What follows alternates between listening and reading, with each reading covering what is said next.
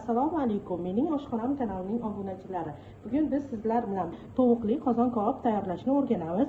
Buning uchun bizlarga tovuq go'shti, kartoshka, shedrileti, tuz va kashnich qovurib olish uchun yog' kerak bo'ladi. Ishimizni tovuq bilan kartoshkamizni tuzlab olishdan boshlaymiz. Mana azizlarim, kartoshka tovuqlarimizni kattaroq idishga solib oldik. Endi ikkalasini tuzlab olamiz.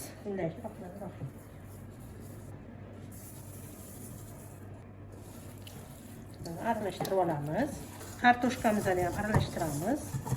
Mana endi tovuq va kartoshkamiz qovurib olish uchun tayyor. Qozonimizni gazga baland olovga qo'yib oldik. Ko'proq qilib yog' solib olamiz. Kartoshka bilan tovuqimizni qip-qizil qilib pishirib olamiz.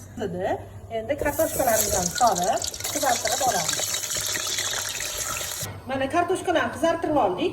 Endi tovuqlarni 4-5 tadan solib qip-qizil qilib qovurib olamiz.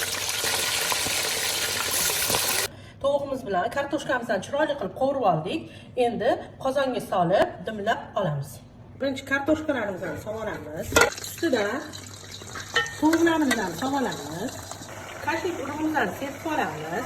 Shedriletamizni bo'laklarga bo'lib, ustidan qo'yib chiqamiz. Qopqog'ini yopib, 1 soat davomida past olovda dimlab qo'yamiz. Oradan 25 daqiqa vaqt o'tdi. Endi bitta aralashtirib qo'yamiz.